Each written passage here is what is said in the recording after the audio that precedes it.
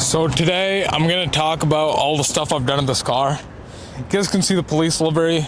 It's for a car show. It's gonna stay for like a month and then I'm gonna take it off. But today I'm really gonna deep dive kind of like all the stuff I've done in the car. From the first video when I first bought the car, decent amount of changes. So let's start this off. I'm gonna throw like a kind of like a table on the tops. Let's pop it over here. We're gonna see how much money I've spent in this car. I honestly don't know how much money I spent on it, so this kind of is going to be like a nice, clear indicator to seeing if how much I spent clapping out the car. So start off for the engine, we have 3-inch intakes, we have ISR high flow cats, and we have Stillen full catback exhaust. I have no idea what the prices are. Luckily, all those upgrades were done by the last owner, so that actually came out really. What I did spend my money on, I did buy a tune off Z1. It's an EcuTek Tune, and super sick. Connects to your phone. You can just flash the ECU, then you have all the controls on your phone. So I bought that. I bought kind of just a basic one. I was planning on going for a stage 2 tune, but if you own kind of like an older 370, one of the common failure points on these cars are the gallery gaskets. So I want to make sure that is taken care of. Actually, that's leading us right to our next upgrade. So I bought the upgraded gallery gaskets from Z1 Motorsports. This one replaces the stock cardboard and it actually has a little bit of metal thing. But kind of one of the fuck ups I made. After I bought these ones, I looked into the EPS gallery gaskets, which are way thicker and actually like solid metal all the way through. If you guys are planning on doing gallery gaskets, go for the EPS ones instead of the Z1. But I kind of already bought them, so I don't kind of care too much. I also bought the C-Mac V4. It's currently on pre-order, but I should have it installed into the car by next week. So we got that too, because common issues with these, CSC failure. After doing a lot of racing and kind of like aggressive street driving, there've been days where like I've noticed my clutch goes in and it does not come back out at the same time. Super sketchy feeling, but that upgrade is going to be done now, so we won't have to think too much about that. So let's see what else I got. I got some beautiful Nismo Wheels. Unfortunately, I left the center cap at my mom's place in New York, so that's kind of annoying. I've been just running them without the center caps. So we did that upgrade. Also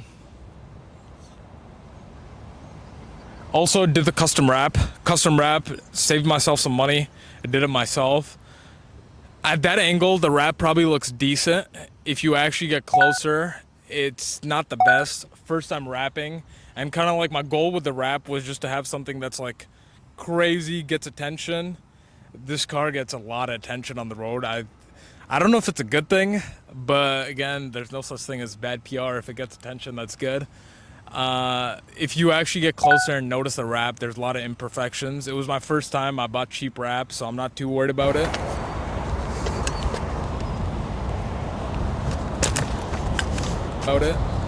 For the Instagram pictures, the car looks beautiful. Other upgrades I have we're gonna cut to the inside of the car. I bought some Porsche carbon buckets for this thing. I'll probably throw the clip of me doing that. Those were a solid upgrade. They're probably another like $1,000 something that I spent on them, but the stock seats on these cars, they're decent for the touring ones. But you don't get any bolstering as you're kind of like doing donuts or like you're driving fast across a corner. And they're also heavy as shit. Somehow for 2009, this car came stock with heated seats and automatic seats, which surprises me. My last car was a 2021 Nissan Rogue. It didn't have any of those features. So like a dumbass, I took these seats off and put some Porsche carbon buckets because those luxury features are cool and stuff, but this is a goddamn race car. We don't care about those luxury stuff. We want to save weight, and the Porsche seats were obviously like a plus 25 horsepower. Like, you know how the mods work. So at this angle, you might be able to notice some of the imperfections better. Like right here, gotta fix that. That was honestly kind of ass. But I also did spray paint the brake calipers red. These cars, one of the really surprising things, I bought this car for, I think it was about $17,000. They come with really good brakes. If you guys have 370Zs and you guys have the upgraded Akibono package, or the sport package, you guys probably know about this. It's 4 pistons up front and 2 pistons in the back. honestly, the quality really surprised me. For 17,000, I was not expecting the best brakes on this thing, but it's really big rotor size. You got a lot of pistons, so the stopping power on this thing is surprisingly really good. That's why I never really thought of upgrading the brakes. Most likely, I'm gonna do the rotors and the pads soon, but for stock, these comes with good brakes. So on the back is where you can actually tell all the imperfections of the wrap. As you can see, I kind of did the wrap lazy mode, so I didn't really take off the spoiler. Underneath there, trust me, you don't want me to pull the camera any closer. It looks horrible. Underneath here too, some imperfections, but so I get it. You guys see the gap cam on this thing. You guys might cook me for this. This car, surprisingly, with all bolt-on modifications, is decently quick. So far, I've raced a decent. Actually, no. Let me stop with a. I've raced a decent amount of stock 5.0 cars like V8s, Mustangs, Camaros, actually even some Hellcat RTs. If those people keep their car stock, this thing can actually keep up with them and is actually noticeably faster. The fastest car I've probably beaten in a race was a 2019 5.0. But as much cars as I've beat, I've also lost a fair amount of races because this thing only has 300 horsepower. My most embarrassing race I lost, it was when I first bought the car. I had my mom in the passenger seat. There was a Lexus SUV next to me, and I got gapped right with my mom, and that guy's all-wheel drive system just gapped the shit out of me. Like, it was super embarrassing, but honestly, I have the 360 cam more for just recording stuff with my friends. It's not mostly for racing. You can get really good content with this thing. You can record your friends' cars and stuff.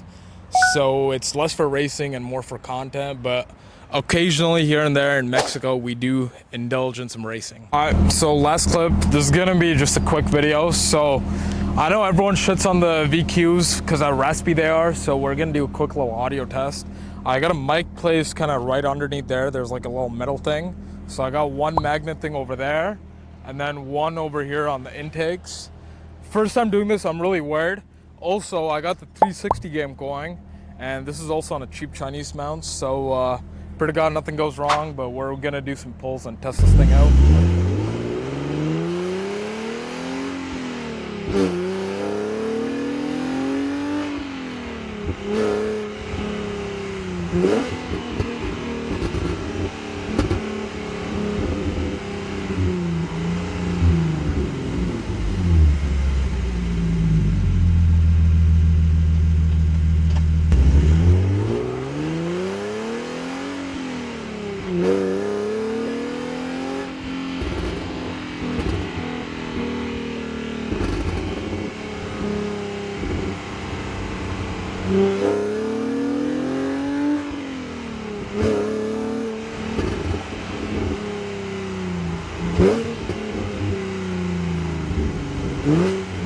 So I hope you guys enjoyed those beautiful VQ trumpet sounds. But overall, this video, I'm gonna pop it up right here, how much I spent on this car total. You guys might think it's stupid, but I'm trying to move my company, Zephyrium.co, more into car tuning and building. And this is the first build we're doing. Obviously, there's still way more work to do, but that's kind of the original plan. Hopefully I can sell this car for how much money I've put into it. But shout out to all the sponsors. We got Altrim. If you guys are planning on getting a website or you want to build your own business and get it something online, check out altrim.com. And also buy your next car at Zephyrium.co. Shameless plug. See you guys tomorrow.